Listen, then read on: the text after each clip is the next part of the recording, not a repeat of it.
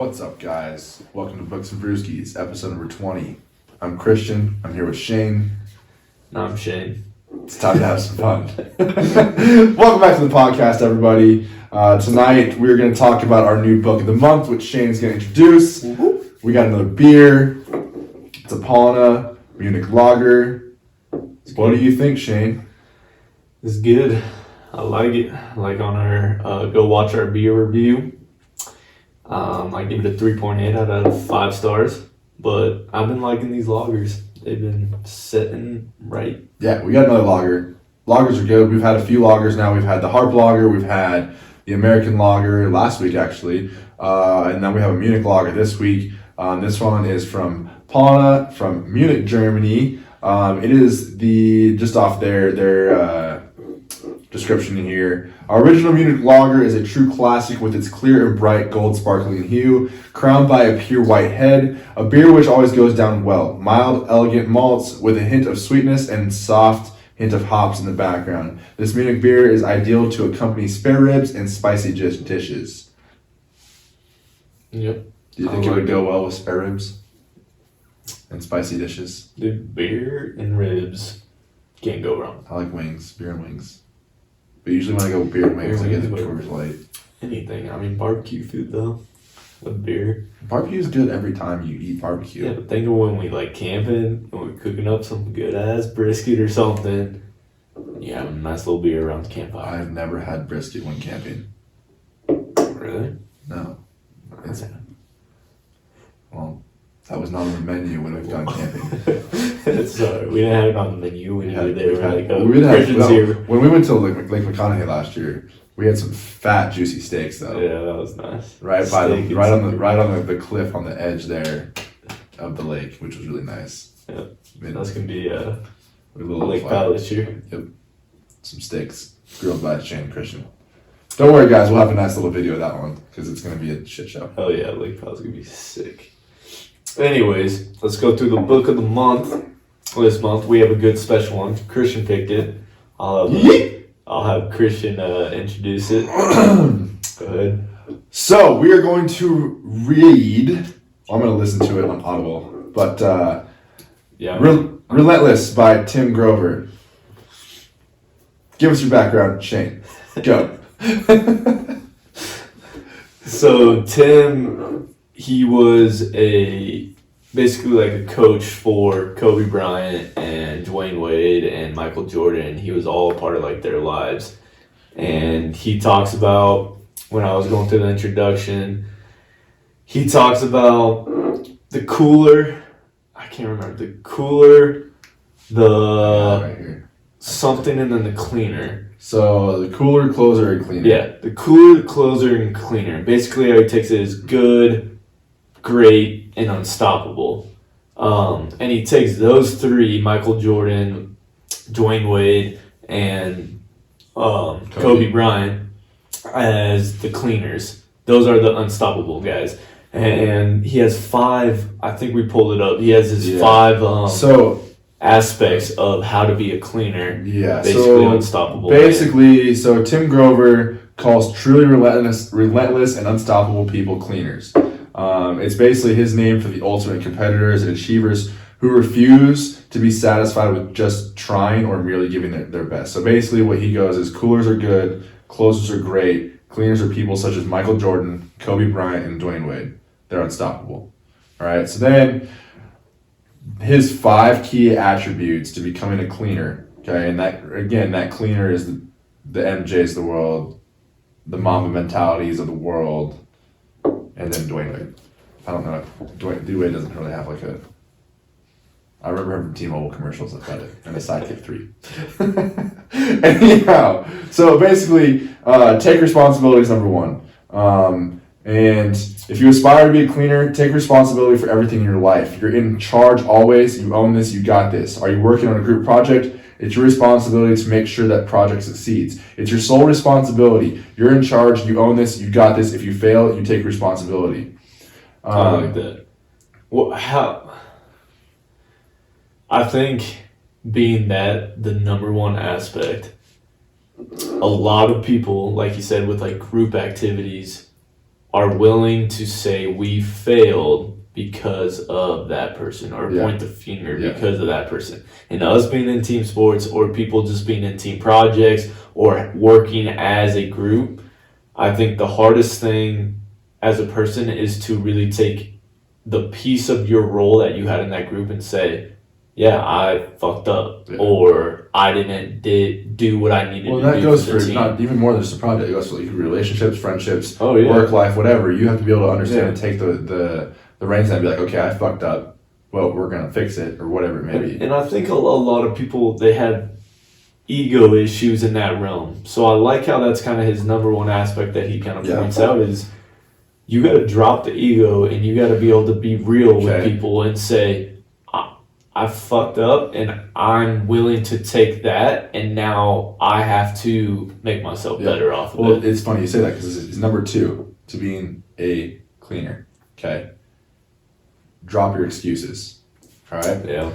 Made a mistake, don't sugarcoat it. Don't look for excuses, don't blame other people, own it. Develop the confidence to say when you fucked up. People will respect you for it. Yeah. No, it's true. I think to be vulnerable is important to be unstoppable. If you don't have a time that you can say, own up to your own mistakes, and you can say, yeah, like, I'm not perfect and I have to grow. And all these people, like, we look at some of these, we've talked a little bit about this, but we look at celebrities and, you know, great sports players and stuff like that. We look at them like they're on this pedestal of unbreakable. Like, these guys were already there, like they were gifted, they were there already. And then, you know, after the tragic death of Kobe Bryant, it breaks a lot of people's hearts, because it's like that's how we looked at celebrities and everything, that they were unbreakable. Yeah. And now it's crazy to think that all of them started at something. And like they always have like the Michael Jordan story of like getting cut from his basketball team sophomore year or whatever. And it's kind of one of those things where it's like, you have to realize that you need to make a ton of these mistakes to become unstoppable. Not everything's perfect. A wise man learns from his mistakes. Now, the biggest issue I see is a lot of people make these mistakes, but they don't learn from them. They don't own up to them. So him saying those are kind of his number 2, I mean, that's big. And a lot of people they want to make excuses. I got a lot of like busyness going on. I can't go work out because, you know, all this other stuff going on. No, you don't got your priorities in line, and you have to learn to say, hey, like, no excuses that I can't get this. You should have got up earlier. You should have done this. You should have done that. You know, at the end of the day, you got to find something that if you have an excuse, ask yourself, why did this happen first before I say, oh, I wasn't able to do that, or this is my excuse. Own up to it and say, you know what? Yeah, I wasn't feeling it that day. I didn't do it. I'll be there tomorrow. But, you know, the consistency part of saying, you know, you screwed up, or saying like, hey, this isn't my excuse, I messed up, is important. So number 3, stop looking for secrets, tricks, or shortcuts. Instead of looking for get-rich-quick themes, secrets, tricks, wonder pills, or shortcuts, buckle up your sleeves and get ready to do the work. Whatever you want to be, do, or have in life, Tim kind of goes through a formula. Ask yourself, where are you now? Ask yourself, where do you want to be instead? Ask yourself, what are you willing to do to get there? Make your plan to get there and act on it. Stop looking for the shortcut and do the work. Well, how does that relate to you? What do you think? Like, what would you think like a lot of society tries to do with those words? I mean, I already have one. So I'm going to go back to number 1. So taking responsibility. Okay, this could go to anything, right? Myself, I like to put my hands on almost every single thing I do, and I don't like letting other people have their hands on it, because I don't think I can rely on others to get the work done that I need done. So I overload myself and I work my ass off, and I take responsibility for a lot of my shit, right? then we look for excuses. I'm a fucking horrible person when it comes to excuses. I come up with an excuse to fucking get around every little fucking thing there is. And I'm fucking honest about that. I mean, the truth is, right, we look at this and we look at the way team sports can be, a business ran, or just people in general, dealing with people in general, right? A lot of people struggle to take responsibility of situations, right? Yeah. A situation falls apart, okay? Take responsibility for it, or you don't blame other people, right? You could either say, oh, it's your fault. Well, no, really, it's not. It's my fault, and I'm going to take responsibility for that, right? And you look at that, they have excuses. Well, it would have just been this if this situation was better, or if this just lined up better. That's a fucking excuse. The timing. It goes back to the whole thing with the whole timing thing in my mind. It's like nobody's really ever in place to fucking. It's not just gonna fall into your hands. Yeah. You just have to kind of go for it and chase after whatever it is, right? Yeah. And find an excuse like, oh, I can do it tomorrow. It goes back to like Shia LaBeouf and if you guys remember that, just do it, right? Like yesterday you said tomorrow, just do it, right? So like you look at that and it's like he straight up just kind of hitting it like fucking stop coming up with excuses to not do something, right? You gotta take that first initial step. And for me, I even look at that like even with stuff with like ironworks or whatever. It's like I put shit off. I'm like, oh, I can go do this, or it's like I'm gonna take the dogs for a walk, or I need to go lift instead. Yeah. And I mean, like today I went and lifted for 2.5 hours, right? Could have done a lot of other things, but the gyms are open again, and my ass is back in the gym, and it's like a freedom escape from a lot of shit. Yeah. And then stop looking for secrets, tricks, and shortcuts. It just all falls hand in hand. Like it all falls apart, right? Or falls down to shortcuts. Why I was asking, it makes me think that right away with like social media and right away with like what people try to go for when you see on like social media and stuff like that is, hey, what's the secret to this? What's the secret to fat loss? What's the secret to, like, you see all those little things, like, do the work. How do I make $1 million? Yeah. How do I get 5,000 subscribers on YouTube? Like, it's all these, like, there's no quick ways, and they're thinking there's going to be these little videos that's going to tell you, hey, this is how you make it $1 million. Get rich quick $1 million like in 1 year. Like that, It's all stupid stuff. And at the end of the day, you realize, like, you need to put in the work. And now the work can shorten the amount of time that you become successful. Yeah. So it could be like, hey, if I put in the work now, I might be successful in a year instead of 5 years. Mm-hmm. So that's what's important.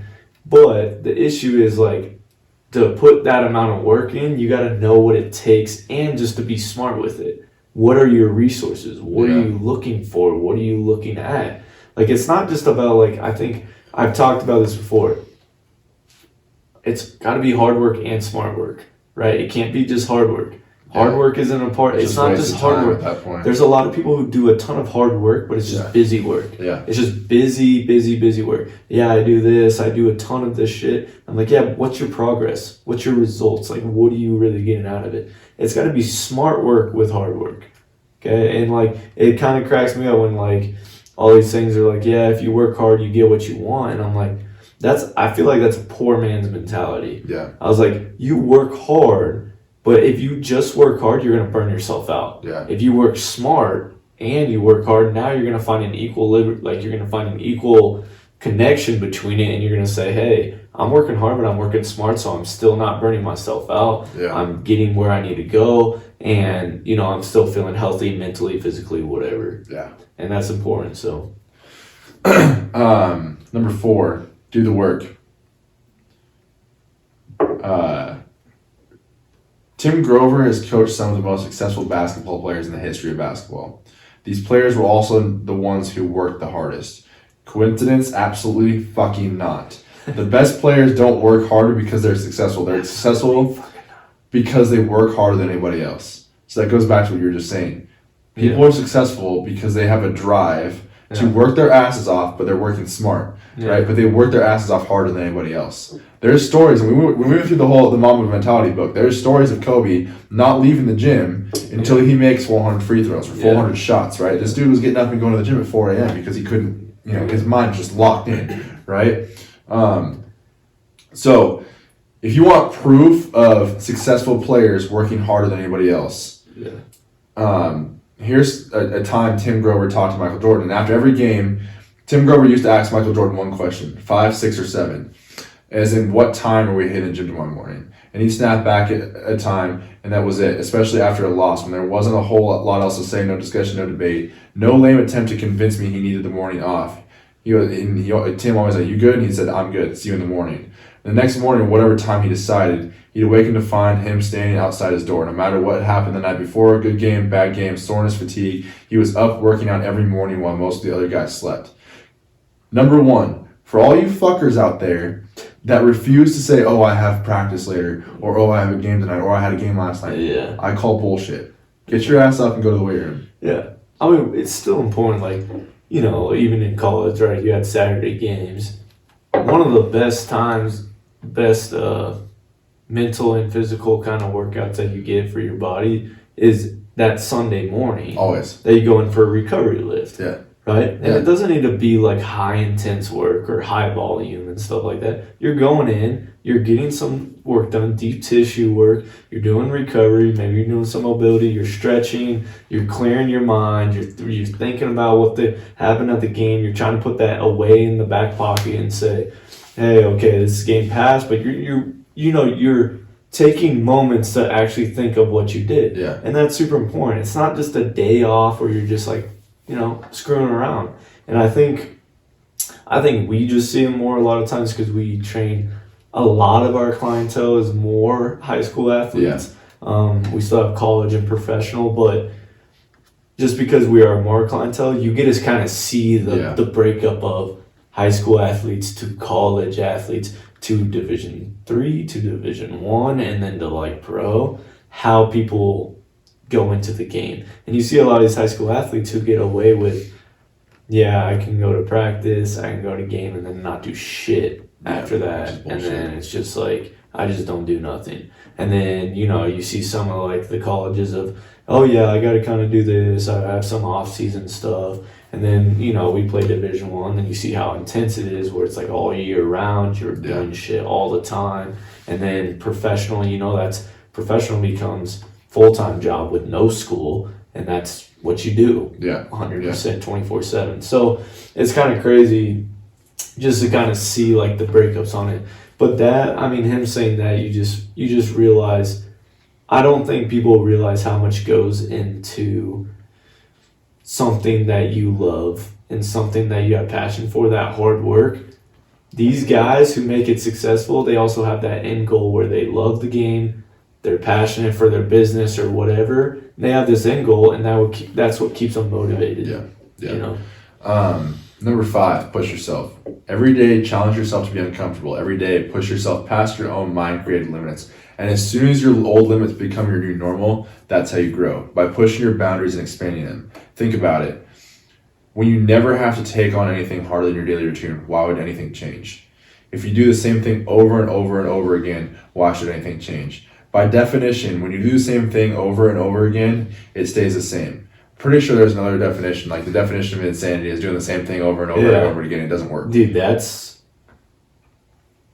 my like number one fucking pet peeve shit or whatever you want to say. People who come to me and have excuses or say, I'm not where I want to get and do this shit. And I'm like, well, what's your routine? And they're fucking doing the same thing every day. And I'm like, so, like, what's your results? You said you want to get here, but you're doing this shit. And you're not changing anything. It's like, that is insanity. If we keep going through this, if you lift 5-pound dumbbells day in and day out for the same number of reps and sets, you'll become stagnant pretty soon. You ain't going to gain weight or gain muscle or gain size off lifting 5-pound dumbbells over and over again. Wait, really? But that's what happens in most people's lives. They become stagnant because they never push themselves beyond their safety and comfort. To grow, you have to go to your edges. Because you meet your limits will expand. Start applying this to all kinds of situations. When you think you can't study anymore, push yourself another 5 minutes. When you want to skip today's meditation session, push yourself to do it anyway. When you're thinking about eating a piece of cake, push your willpower and muscle to resist the urge. Get comfortable being uncomfortable, do the work, and own it. Boom! Oh, you scared. Everyone just shit their pants. Sorry. Who's listening to the podcast? Sorry, everybody. Mic drop. Yeah, I like that. Hopefully nobody's driving. It scares them. They fucking veer off the road. I apologize. Yeah, I apologize. Yeah, no, that's good. I think, I always love saying that and preach that is like, you gotta get comfortable with the uncomfortable. Yeah.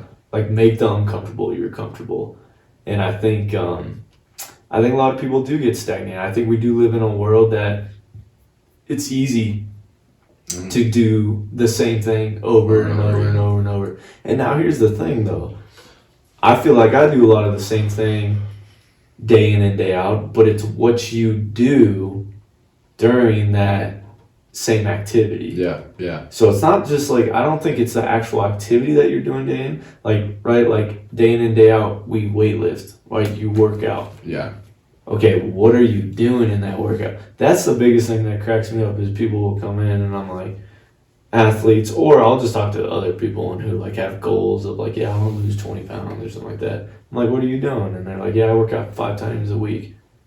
And I'm like, what do you do 5 times a fucking week? I'm like, what are your results?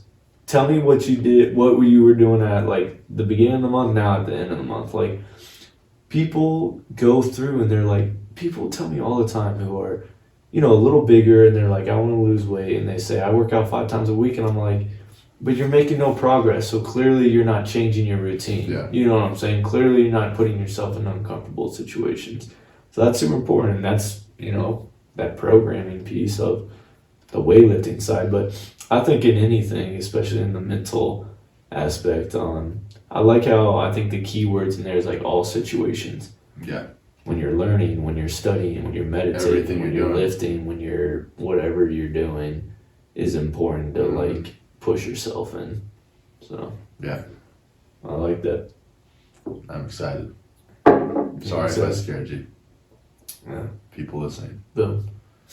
Boom. Yeah.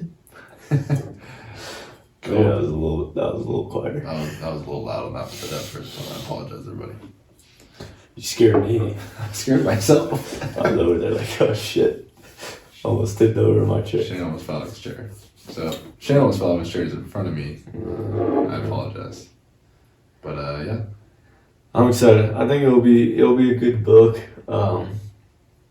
And I think it will relate to a lot of people. Even though he's a coach, I like how he's doing talking a lot about the mental side. Yeah. Especially because I'm interested in psychology and that was my degree and everything like that. So it's going to be interesting. I'm glad I got the audiobook because I think audiobooks nowadays Listen while you're driving. are the kind of way to go, yeah. When you're not listening to us, you're listening Quit to listening to Audible. like the same song 500 times and just me listen every to a day. book. 4:30 a.m. driving into the gym. Probably some Kendrick Lamar. And this week it was. And this last week. Your favorite song? Down with the Six. I rarely listen to that song anymore. This last week, I think my top played was probably like G-Eazy, and I don't know. I found a new song that I like. I don't know what the fuck it's called, but it sounds cool in the truck. No. So Yeah. and some So it's the same thing every day. No, Are you no. getting comfortable with the comfortable? no, I just like my music. I'm just kidding. Little Logan No. Sanford, Music's good. G-Eazy. It does. Posty. You do realize like music does get Old. sometimes old. Like when you're in the car, it is nice to change it up. And I think audiobooks are definitely. I mean, whoever Yeah. made audiobooks is, a millionaire. or billionaire or Audiobooks have whatever, been but around that since was the a smart beginning of move. time. Smart move. It's Somebody funny needs to because I put would this always audio. laugh at my grandparents because when I went to They were putting like CDs. Yeah, that was they funny. had Now we're those, listening they to it on had- our phones. It's cool. They had the shitty ones, but I know, it's good. But we'd go camping, and I remember one time we were in their motorhome, and they were listening to like an audiobook, and it was just like, Boring. yeah, it Do you was think they dumb. make- It's like, this is random, but do you think they This- make romance novels? this is the voice right here. He's like, and she walks into the room.